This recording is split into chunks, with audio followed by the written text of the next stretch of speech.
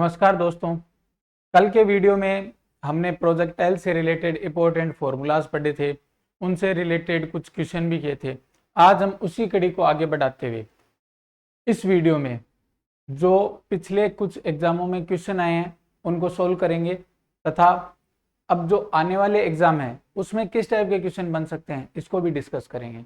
तो चलिए, आपकी स्क्रीन पर ये क्वेश्चन दिख रहा है कि एक तोप से h मीटर ऊंची पहाड़ी पर शत्रु के स्थान पर 49 कोण बीटा है, तो इस पर गोली से वार करने के लिए न्यूनतम वेग कितना होना चाहिए।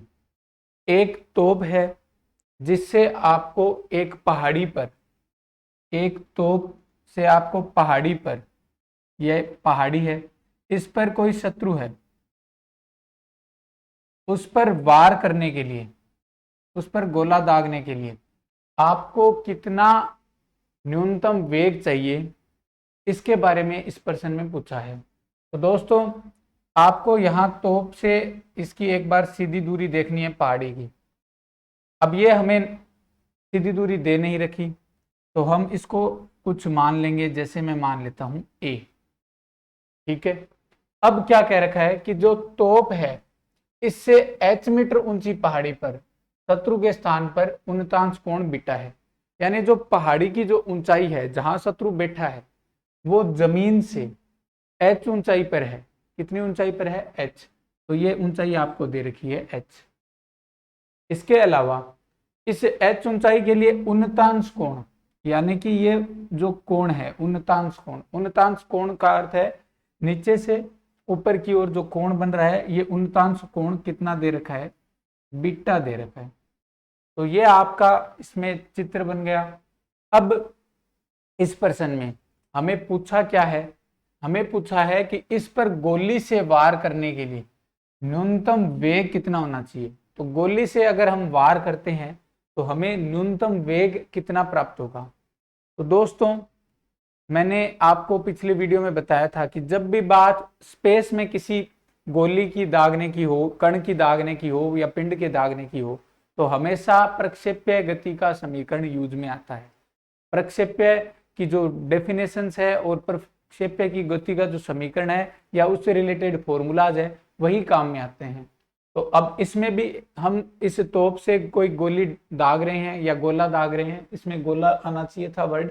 तो तोप से जो गोला दाग रहे हैं उस गोले के लिए हमें जितने भी सूत्र काम में लेने हैं वो सारे प्रक्षेप्य के ही काम में लेने हैं। तो अब इसके अंदर हमने पीछे एक फॉर्मूला पढ़ा था, मैं आपको दिखा देता हूं। ये प्रक्षेप्य गति का फॉर्मूला था, प्रक्षेप्य गति के समीकरण का, y बराबर x tan alpha minus half G X square upon U square cos square alpha. ये फॉर्मूला आपके आगे बहुत काम में आएगा दोस्तों, कई सारे क्वेश्चन इसी फॉर्मूला से होंगे। ठीक है, तो ये फॉर्मूला आपको आना चाहिए, y बराबर x tan alpha minus half G X square upon U square cos square alpha. तो अब इस फॉर्मूले का हमें यहाँ यूज करना पड़ेगा। तो मैं इस फॉर्मूले को एक बार दोबारा लिख रहा हूँ, y बराबर x tan alpha minus half G X square upon U square cos square alpha. अब इसमें हमें y की जगह h दे रखा है और x की जगह a दे रखा है, तो ये मान इसमें रख देंगे। तो ये बनेगा h बराबर a tan alpha minus half G A square upon U square cos square alpha. ये बना। अब दोस्तों, इसके अंदर हमें u का मान निकालना है, यानी कि गोली से वार करने के लिए न्यूनतम वेग। अब ये न्यूनतम वेग का अर्थ है जो प्रारंभिक वेग है कि वो न्यूनतम कितना होना चाहिए, उसकी वैल्यू पूछी है। इसका अर्थ है हमें इस फॉर्मूले से u का मान निकालना है, और u का मान निकालने के लिए हमें क्या करना होगा कि इस समीकरण को थोड़ा सरल करना होगा। सरल कैसे करना होगा इसको समझो। अब यहाँ दोस्तों एक चीज और मैं मिस कर गया, यहाँ अल्फा की जगह आपको कोण कितना दे रखा है? बीटा दे रखा है। तो मैं यहाँ अल्फा की जगह बीटा लिख रहा हूं, अल्फा की जगह बीटा। ठीक है, तो मैंने अल्फा की जगह कितना लिख दिया, बीटा लिख दिया। अब ये बीटा तो लिख दिया, अब हमें इसको सरल करना है और u का मान निकालना है। तो मैं क्या करता हूं कि इसमें जो आपको दे रखा है ये बीटा के रूप में आपको जो से समीकरण दे रखी है, तो यहाँ tan बीटा दे रखा है और यहाँ आपको कोस स्क्वायर बीटा दे रखा है।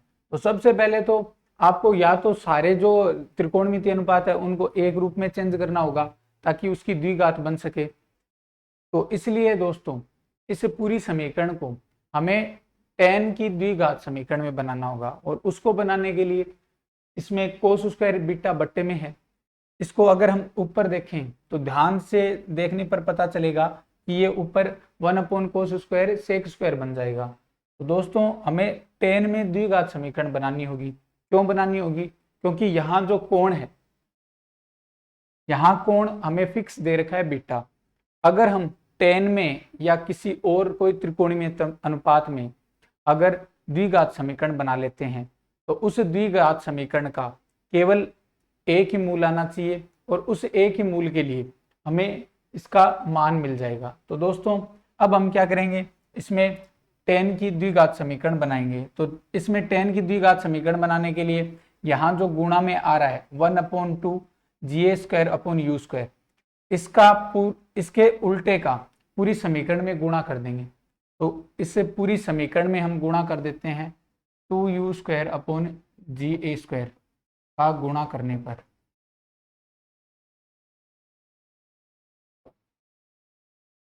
अब गुणा करेंगे तो देखो यहाँ गुणा होगा तो ये बनेगा 2u²/GA² बनेगा और यहाँ गुणा होगा तो बनेगा 2u²/GA² और यहाँ a है तो a और ये tan बीटा तो tan बीटा।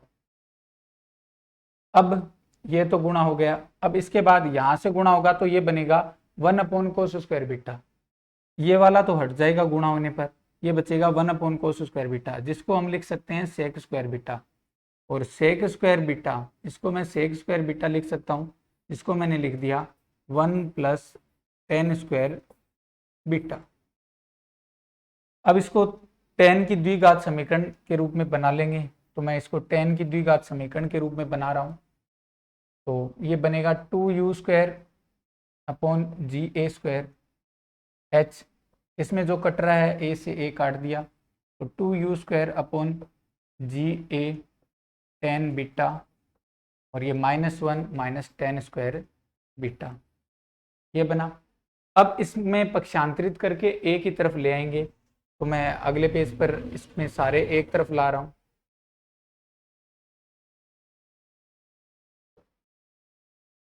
तो एक बार पीछे की जो समीकरण है उसमें देख लेते हैं। तो अगर मैं सभी को एक तरफ लाता हूं तो सबसे पहले आएगा माइनस का tan स्क्वायर बीटा है, दूसरी तरफ जाएगा तो प्लस का हो जाएगा। तो प्लस का tan स्क्वायर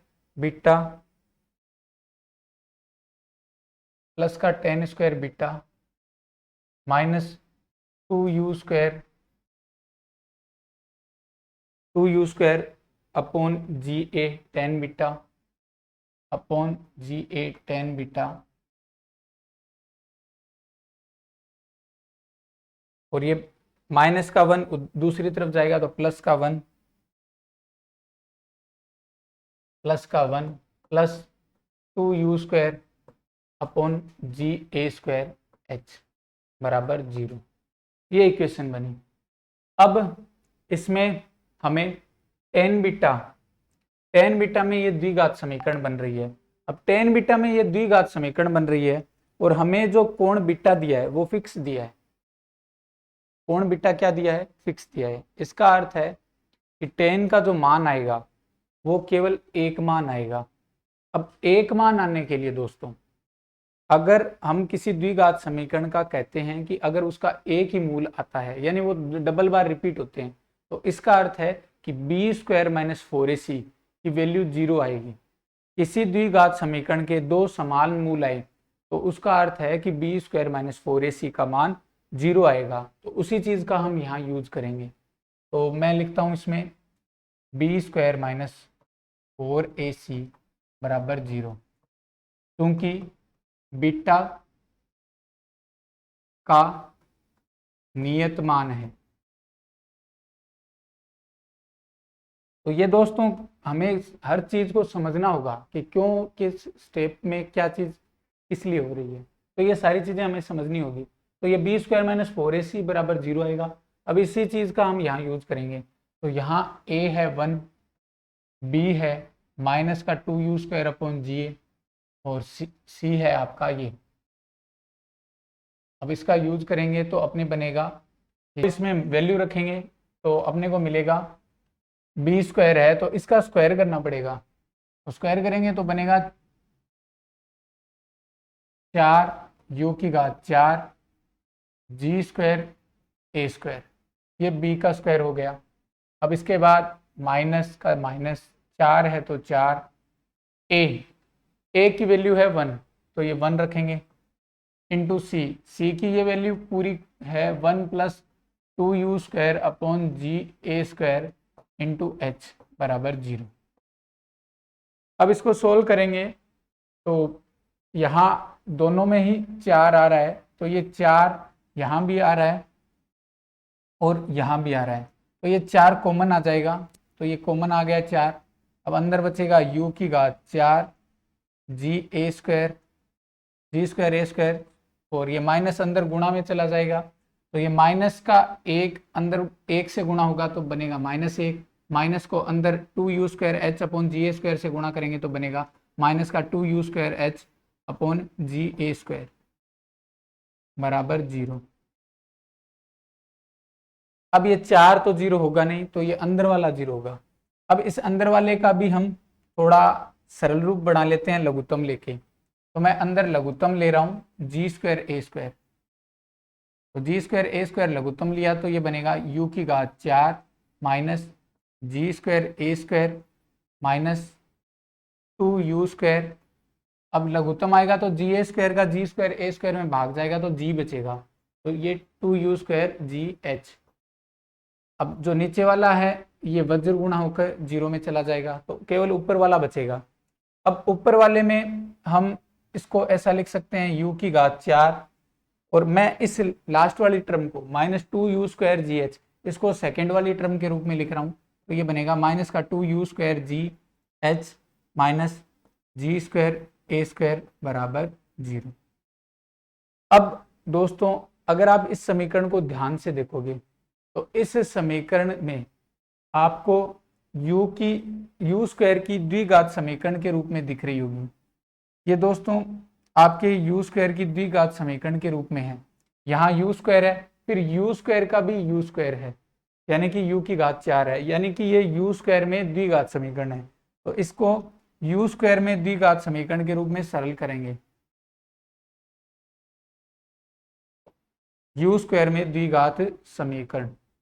तो u² की द्विघात समीकरण है, इसको सरल करेंगे तो अपने श्रीधराचार्य सूत्र लगाएंगे, तो u² बाहर बराबर में आएगा -b plus minus √b² minus 4ac बटा 2a, तो उस सूत्र का लगाएंगे। तो यहाँ -2gh है तो ये माइनस माइनस प्लस हो जाएगा, प्लस माइनस √b का स्क्वायर तो 4g² h² माइनस 4ac तो 4 into 1 into minus g² into a² बट्टा 2 इंटू यहाँ a1 है तो 1। अब ये 2 इसमें भी कॉमन आ जाएगा, इसमें भी कॉमन आ जाएगा, तो 2 से 2 कट जाएगा तो ये बनेगा gh प्लस माइनस √। अब यहाँ g² h² है और यहाँ g² h² है और यहाँ ये माइनस माइनस प्लस हो जाएंगे, तो ये प्लस g² a²। अब यहाँ g कॉमन, g² में से √ में कॉमन लेंगे तो g कॉमन आ जाएगा, तो दोनों में ही g कॉमन आ जाएगा, तो ये बनेगा आपके g कोष्टक में h plus minus √ h² plus a²। अब इसमें दोस्तों हम केवल पॉजिटिव साइन लेंगे। क्यों लेंगे इसका भी मैं आपको रीजन बताता हूँ। अगर आप यहाँ ध्यान से देखो तो अगर हम प्लस की जगह माइनस वाला साइन लेते हैं तो इसका मान नेगेटिव हो जाता है। एच है, एच में से अगर हम एच स्क्वायर में और धनात्मक जोड़कर उसका वर्गमूल लेते हैं तो वो एच से बड़ा आएगा, और एच में से एच से बड़ा मान घटेगा तो ऋणात्मक आ जाएगा, और ऋणात्मक आने पर ये जो वेग का वर्ग है, वेग का वर्ग ऋणात्मक आ जाएगा, और वेग का वर्ग ऋणात्मक होने का अर्थ है कि वेग काल्पनिक आ जाएगा मान, और वेग काल्पनिक होता नहीं है, इसलिए हम कौन सा टर्म लेंगे, प्लस वाला लेंगे। तो अब प्लस वाली टर्म लेंगे तो ये बनेगा यू स्क्वायर बराबर g h plus under root h square plus a square. अब ये टर्म बनी, अब इसमें हमें u निकालना है ओनली, तो देखो इसमें u लिखेंगे तो u बनेगा आपके, इसका वर्गमूल ले लेंगे तो ये बनेगा u बराबर बनेगा g h plus under root h square plus a square की पावर, कोष्टक लगा दिया, की पावर 1/2। अब इसमें बीटा कहाँ आया, बीटा तो हमें दिखा ही नहीं। अब बीटा कैसे लाएंगे इसको अपन समझते हैं। जैसे हमने पीछे एक बनाया था, ये चित्र बनाया था। अब इसमें देखो, अगर मैं इसमें बीटा के लिए त्रिकोणमितीय अनुपात ज्ञात करता हूं तो इसमें कुछ मान आते हैं। जैसे मैं बात करता हूं साइन बीटा की, तो साइन बीटा का मान आएगा लंब बटा कर्ण के रूप में, तो लंब का मान है h। अब यहाँ कर्ण का मान होगा अंडर रूट के अंदर h square plus a square, तो ये h बटा under root h square plus a square आएगा। ऐसे ही मैं बात करता हूँ कोसेक बीटा की, तो कोसेक बीटा का मान आएगा अंडर रूट के अंदर h square plus a square बटा एच के रूप में। अब इसी टाइप से और भी मान आएंगे, 4 मान और आएंगे। अब हमें मान चाहिए कोसेक वाला। क्यों चाहिए, क्योंकि देखो इसमें under root h square plus a square भी आ रहा है और एच भी आ रहा है, और हमने जो फॉर्मूला लिखा है यहाँ, इसमें देखो under root h square plus a square भी आ रहा है और एच भी आ रहा है। तो अगर हम इसमें एच कॉमन ले लें, क्या कॉमन ले लें, एच।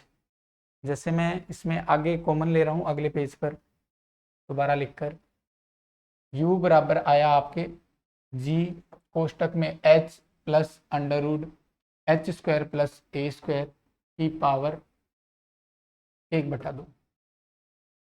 अब इसमें हम कॉमन लेते हैं, तो देखो कॉमन लेने पर हमें इसमें क्या मिलेगा, जी एच कॉमन आ जाएगा, ये बनेगा 1 plus under root h square plus a square की बटा एच की पावर 1/2।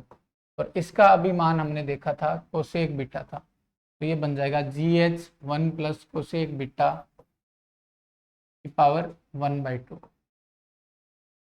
तो यानी कि u का जो न्यूनतम वेग है वो कितना आ गया, जी एच कोष्टक 1 प्लस कोसेक बीटा की पावर 1/2। यानी कोई भी पहाड़ी पर शत्रु है जो उन्नतांश कोण बीटा पर बैठा है और पहाड़ी की ऊंचाई h है, तो उस लक्ष्य को भेदने के लिए हमें न्यूनतम वेग कितना चाहिए, u बराबर चाहिए जी एच कोष्टक 1 प्लस कोसेक बीटा की कोष्टक बंद की पावर 1/2। या ऊपर वाला सूत्र भी पूछ सकता है, u का मान कितना होगा, u का मान आएगा कोष्टक g कोष्टक h plus under root h square plus a square कोष्टक बंद की पावर 1/2। तो ये फॉर्मूला है। अब इनसे रिलेटेड दोस्तों आपके एग्जाम में जो आपका फर्स्ट ग्रेड का एग्जाम था 2015 का, उसमें भी क्वेश्चन आया है, ये वाला फॉर्मूला पूछा था उसमें, ये क्वेश्चन फर्स्ट ग्रेड में आया हुआ है, और ये वाला क्वेश्चन भी आपके एग्जाम में आया हुआ है, यूपी के किसी एग्जाम में ये क्वेश्चन आया हुआ है। तो दोस्तों इस टाइप के क्वेश्चन आपके एग्जाम में आने के चांस बहुत ज़्यादा रहते हैं, जो डायरेक्ट रिजल्ट के रूप में आप याद रख सकते हो। तो आपका न्यूनतम वेग इतना आएगा, यानी कि कोई भी लक्ष्य को भेदने के लिए आपका जो न्यूनतम वेग है वो इतना होना चाहिए, और इससे बड़ा होगा तो उसको पार करता हुआ आगे भी जाएगा। अगर हमें न्यूनतम वेग पूछे कि वहां तक पहुंचना चाहिए तब तो इतना आएगा, और कहे कि इससे आगे भी जा सकता है तो उसके लिए अपने जो वेग है वो u का मान कितना आना चाहिए, greater than equal to gh 1 plus cosec beta की पावर 1/2। तो ये आपका बहुत ही मोस्ट इम्पोर्टेंट रिजल्ट है। इसमें आपके कई बार एग्जाम में क्वेश्चन आते हैं और हो सकता है आपको फर्स्ट ग्रेड या सेकंड ग्रेड के एग्जाम में पक्का एक क्वेश्चन इससे मिल जाए, इसीलिए मैंने इसको पूरा डेराइव किया है। अब आगे बढ़ते हैं दोस्तों, आगे कुछ और इम्पोर्टेंट रिजल्ट है, इनको भी हम निकाल सकते हैं, बाकी इनको एक बार देख लेते हैं। तो देखो पहला रिजल्ट है, यदि किसी प्रक्षेप्य को अपने पथ के एक बिंदु P तक पहुंचने में t समय लगता है, कोई प्रक्षेप्य है जिसको कोई बिंदु P तक पहुंचने में t समय लग रहा है और उसको P से चलकर प्रक्षेप बिंदु से होकर जाने वाले क्षैतिज तल से टकराने में t समय t डेश लगे, यहाँ t डेश होगा। तो अगर कोई प्रक्षेप्य है उसको किसी बिंदु तक जाने में t समय लग रहा है और उस बिंदु P से वापस उसी तल में आने के लिए t डेश समय लग रहा है, तो तल से जो P की ऊंचाई आएगी यानी कि h का मान पूछा है, h का मान आएगा हाफ जी टी डेश, ये मान आएगा।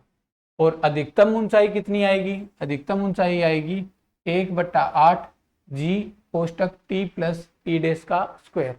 इनको आप डेराइव भी कर सकते हो, और मैं तो ये कहूँगा कि दोस्तों अगर आप डेराइव करते हो तो इनको डेराइव करके इनके आंसर याद कर लेना, क्योंकि मेन एग्जाम में इतने लेंदी क्वेश्चन सरल नहीं हो पाते। तो आसान से रिजल्ट हैं दो, कि अगर कोई एक प्रक्षेप्य है जो किसी बिंदु P तक जाता है और उसमें उसे t टाइम लगता है, और t टाइम लगने के बाद वापस उस बिंदु से वह उसी तल में आता है तो t डेश टाइम लगता है। तो इस t डेश टाइम लगता है, उसके बाद उस प्रक्षेप्य की जो ऊंचाई आएगी, उस बिंदु P की जो ऊंचाई आएगी वो तो आएगी हाफ जी टी डेश, और जो अधिकतम ऊंचाई आएगी प्रक्षेप्य की वो आएगी 1/8 जी कोष्टक t प्लस टी डेश का स्क्वायर। तो ये दो फॉर्मूलाज हैं, इनको आप याद कर लेना। उसके बाद आगे और देखते हैं कि दो पिंड एक ही बिंदु से समान वेग से दो विभिन्न कोणों पर फेंके जाते हैं, यदि दोनों का एक ही परास r हो तो उड्डयन काल t व t डेश हो तो r का मान होगा। तो देखो r का मान इसमें कितना दे रखा है, हाफ जी टी डेश। तो दोनों देखो सेम ही सूत्र है और दोनों का कहने का अर्थ भी लगभग सेम ही है। तो दोस्तों इनको आप देख लेना और याद कर लेना। जैसे इसमें दो विभिन्न कोणों पर फेंके जा रहे हैं और उन दोनों के लिए क्या है, रेंज एक ही है। दोनों के लिए रेंज एक होने का अर्थ है कि जो दोनों कोण हैं वो दोनों कोण पूरक कोण हैं, यानी एक कोण अल्फा है तो दूसरा कितना है π/2 माइनस अल्फा। अब इन दोनों के लिए आपको उड्डयन काल t और t डेश दे रखे हैं। अब t और t डेश का मान आप निकाल सकते हो, हमने एक फॉर्मूला पढ़ा था, याद होगा आपको। t का मान होता है u sine alpha plus minus, जो न्यूटन की गति का द्वितीय समीकरण है उसी से इसको डेराइव किया था। तो t बराबर होता है u sine alpha plus minus under root u square sine square alpha minus 2gh बट्टा 2gh बट्टा आता है आपके, इसमें g आता है शायद, तो g आता है इसमें। अब ये फॉर्मूला आपके हमने पढ़ा है, अब इसी फॉर्मूला का आपको यूज करना है। अब दोस्तों इस फॉर्मूले में आपको ये तो आपका मान आ जाएगा। अब इसको एक बार तो प्लस के लिए आपको लेना है, प्लस के लिए तो t ले लेना और माइनस के लिए आपको ले लेना t डेश।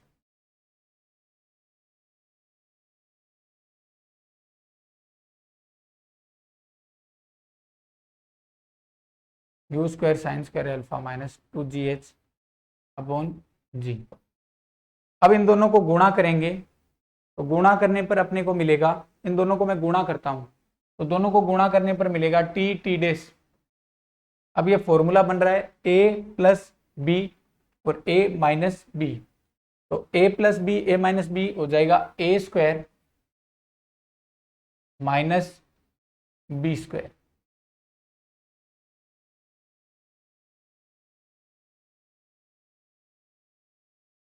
ये हो गया और बट्टे में g और g गुणा होके हो गया g स्क्वायर। अब इसको सरल करेंगे तो अपने बनेगा टी डेस और ये you square sine square alpha minus 2gh का अंडर रूट है तो अंडर रूट हट जाएगा, तो ये you square sine square alpha minus you square sine square alpha और ये माइनस माइनस प्लस हो जाएगा तो प्लस का 2gh बट्टा एच स्क्वायर, ये कट गया,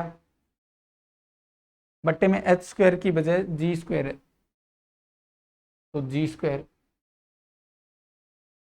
अब एक जी से एक जी कट जाएगा तो ये बनेगा टी डेस बराबर 2h अपॉन जी, तो इससे h की वैल्यू आ जाएगी, g ऊपर गुणा में चला जाएगा 2 बट्टे में चला जाएगा, g ऊपर गुणा में और 2 बट्टे में, तो ये बन जाएगा h बराबर हाफ जी टी डेस।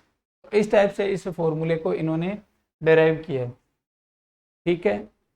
और यहाँ ये h आ रहा है तो h या परास दोनों के लिए क्या है, दोनों चीज़ें सेम ही हैं और यही इसका आंसर आएगा, ठीक है। तो अब आगे देखते हैं।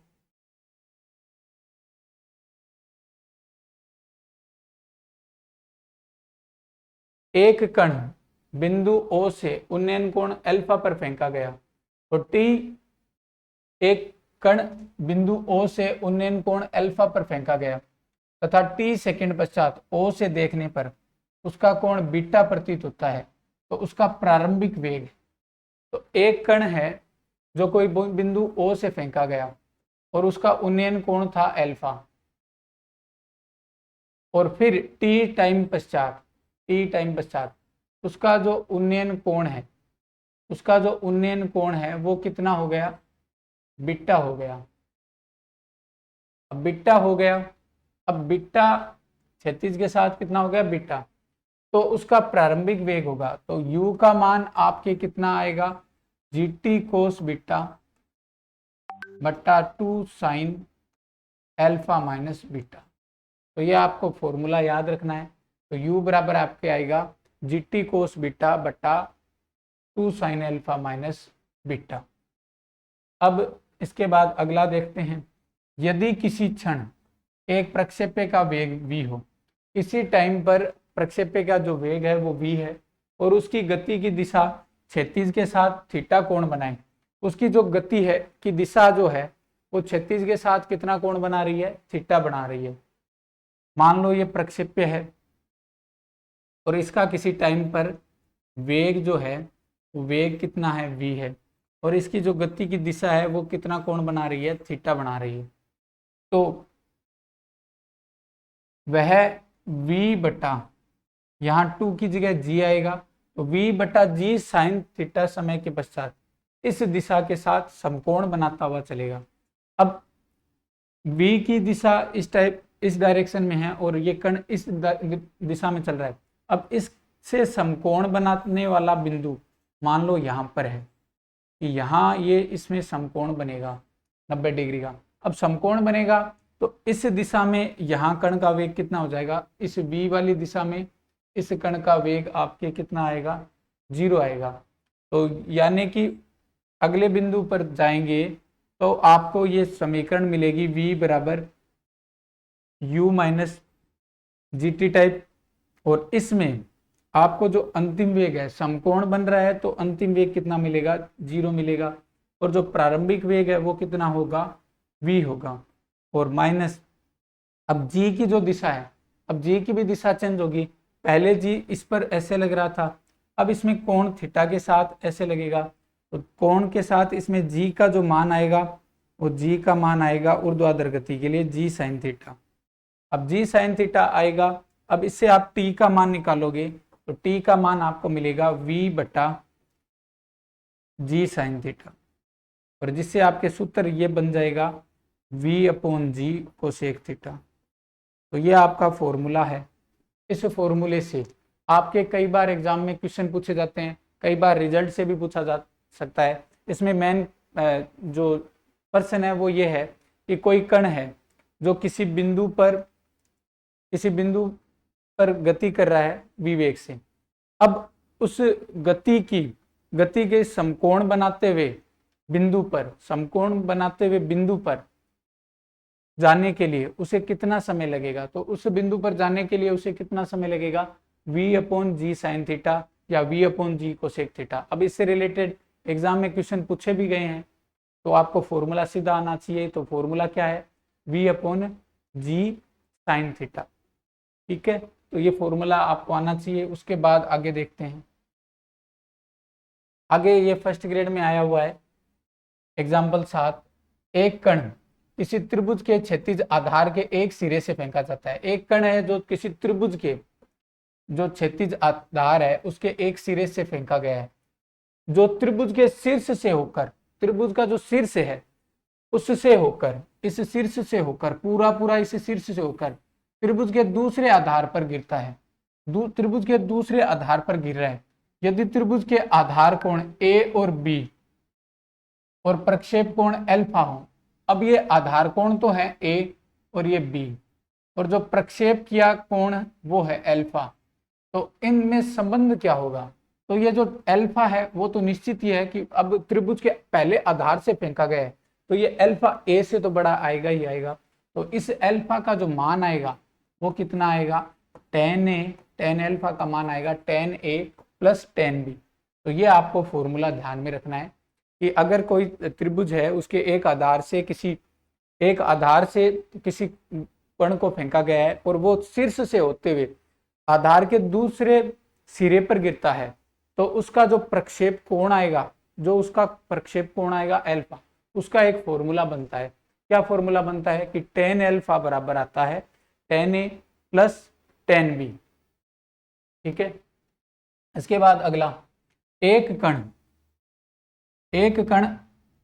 2√gh वेग से इस प्रकार फेंका जाता है। अब ये वेग है, आपको दे रखा है 2√gh वेग से इस प्रकार फेंका जाता है कि वह समान ऊंचाई h की दो दीवारों को ठीक ऊपर से गुजरता है।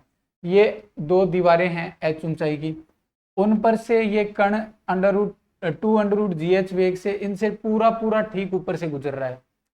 तो और दोनों दीवारों के बीच की जो दूरी है वो 2h हो, तो प्रक्षेप पथ का नाभिलंब। अब इस प्रक्षेप पथ का नाभिलंब का अर्थ है कि यहाँ इसकी जो नाभि होगी, ये परवलयिक पथ होगा, उसका जो नाभिलंब आएगा वो भी कितना आएगा? 2h आएगा। वो भी कितना आएगा? 2h आएगा। ये इनके बीच की दूरी भी कितनी है? 2h है, तो इसके नाभिलंब की मान भी कितना आएगा? 2h आएगा दोस्तों। ये इसका आप डेराइव भी कर सकते हो इसमें फॉर्मूले वगैरह लगाकर, बाकी आप याद भी कर सकते हो डायरेक्ट। तो ये प्रक्षेप पथ का नाभिलंब कितना आएगा? 2h आएगा। अब इसके अलावा ये क्वेश्चन तो आपके फर्स्ट ग्रेड में आया हुआ है। ठीक है, अब इसके बाद जो आगे वाला क्वेश्चन है ये आपके एग्जाम में आने के चांस है, तो ये आप इसको लगा लीजिए मोस्ट इंपोर्टेंट। अब दोनों दीवारों से गुजरने का जो समय अंतराल आएगा वो समय अंतराल कितना आएगा? 2/2√h/g। तो दोनों दीवारों के बीच में से गुजरने का जो समय अंतराल आएगा वो कितना आएगा? 2/h/g। तो ये दो चीजें आपको ध्यान में रखना है कि नाभिलंब कितना आएगा? 2h आएगा, और जो दोनों दीवारों के बीच में गुजरने का जो समय अंतराल है वो कितना आएगा? 2 कोष्टक 2 के अंदर h/g, तो 2 के अंदर h/g। तो ये फॉर्मूलेज हैं, फॉर्मूला के तरीके से आप इनको याद कर सकते हो। अब आगे देखते हैं दोस्तों। अब आगे एक दो और हैं जो आप याद कर लेना बढ़िया तरीके से। तो इसमें देखो दे रखा है, यदि किसी प्रक्षेप्य के परवलयिक पथ के किसी चाप के सिरों पर, कोई परवलयिक पथ है उसके जो चाप के सिरे हैं उन पर खींची गई स्पर्शियों के मध्य जो कोण है वो कितना है? अल्फा है। कोण कितना बन रहा है? अल्फा। और इन सिरों पर वेग है v और v डैश। तो प्रक्षेप्य का अचर क्षैतिज वेग u हो, प्रक्षेप्य का जो क्षैतिज वेग है वो कितना है u, तो चाप पर चलने का समय, इन दोनों के बीच में जो चलने का समय है वो कैसे दिया जाएगा, t बराबर v dash sine alpha upon g, इस सूत्र से दिया जाएगा g u, तो v dash sine alpha upon g u, इस सूत्र से दिया जाएगा। तो एक बार दोबारा समझ लेते हैं इसमें क्या कह रहा है कि एक प्रक्षेप्य है जो परवलयिक पथ पर चल रहा है, तो उसके अगर चाप के जो सिरे हैं, चाप के सिरों पर स्पर्शी खींचे, उन स्पर्शियों के मध्य अगर कोण अल्फा बन रहा है और चाप के सिरों पर जो वेग हैं वो v और v डैश हैं, तो अब इन चाप के जो सिरे हैं उन पर जो गुजरने का जो समय है वो समय कितना लगेगा, t बराबर लगेगा v dash sine alpha upon G U, v dash sine alpha upon G U, तो ये इतना इसमें समय लगेगा। अब इसके बाद अगला, ये आपके एग्जाम में आया हुआ भी है फर्स्ट ग्रेड के में। प्रश्न क्या है, एक तोप से h मीटर ऊंची किसी पहाड़ी पर शत्रु के स्थान पर उन्नतांश कोण बीटा है, तो इस पर गोली से वार करने के लिए प्रक्षेप्य का वेग कितना आएगा, अंडर रूट के अंदर GH 1 प्लस कोसेक बीटा से कम नहीं होना चाहिए, इससे ज्यादा हो सकता है पर इससे कम नहीं होना चाहिए, तो न्यूनतम वेग कितना आएगा, अंडर रूट के अंदर GH कोष्टक में 1 प्लस कोसेक बीटा।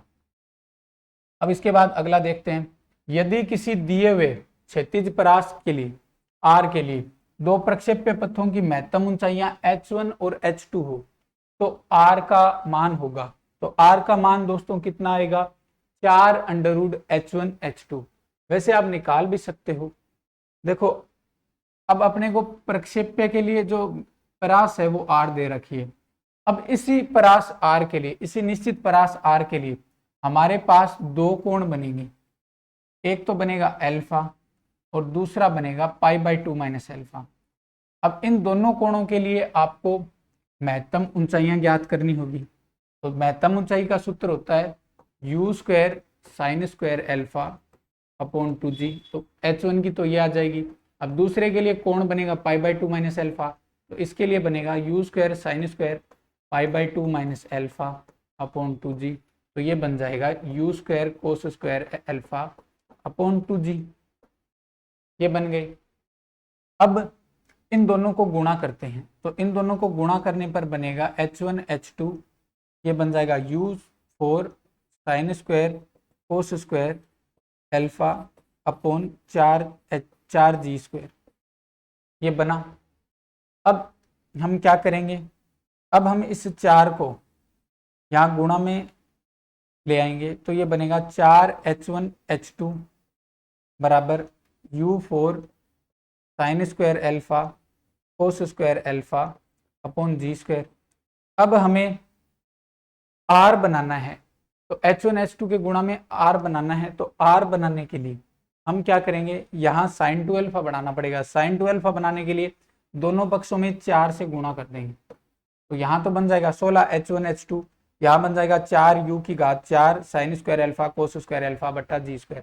फिर क्या करेंगे, फिर ले लेंगे वर्गमूल, तो ये तो बन गया आपके r², तो ये तो बन गया r² और यहाँ बन गया 16 h1 h2, यहाँ बन गया 16 h1 h2, तो अब इसका वर्गमूल लेंगे तो बनेगा r बराबर 4 अंडर रूट h1 h2, तो ये फॉर्मूला बन गया। इस टाइप से देखो दोस्तों सारे बन सकते हैं।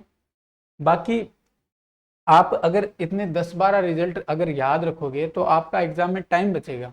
मेन चीज़ हमारे एग्जाम में 2.5 घंटे के जो एग्ज़ाम होता है उसमें सबसे ज़्यादा ज़रूरी चीज़ है कि हमें कुछ क्वेश्चन याद होने चाहिए ताकि हमारा एग्जाम में टाइम बच सके। तो इस टाइप से आप क्वेश्चनों को कईयों को याद कीजिए, कईयों को लिख के कीजिए, किसी हिसाब से कीजिए तो आपको आने चाहिए। अब इसके बाद अगला देखते हैं, एक कण प्रक्षेप कोण अल्फा पर इस प्रकार फेंका जाता है कि वह समान ऊंचाई ए की दो दीवारों के ठीक ऊपर से गुजरता है जिनके बीच की दूरी 2a है, तो परास है। अब इसकी परास कितनी आएगी, 2a कोट अल्फा/2 आएगी। अभी हमने दोस्तों इसी टाइप का एक चीज पढ़ी थी ये वाली। अब इसमें हमें समय अंतराल मिला था, नाभिलंब मिला था, दोनों चीजें मिली थी। अब इसमें क्या मिल रही है, परास भी मिल रही है। सेम ऐसा ही पर्सन है। अब इसमें परास कितनी आएगी, 2a कोट अल्फा बाई 2 आएगी। एक कण प्रक्षेप्य कोण अल्फा पर इस प्रकार फेंका जाता है कि वह समान ऊंचाई a की दो दीवारों के ठीक ऊपर से गुजरता है। ठीक ऊपर से गुजरता है, जिनके बीच की दूरी कितनी है, 2a है। उनके बीच की दूरी कितनी है, 2a है। तो परास कितनी आएगी, परास आएगी 2a coat alpha by 2, 2a coat alpha by 2।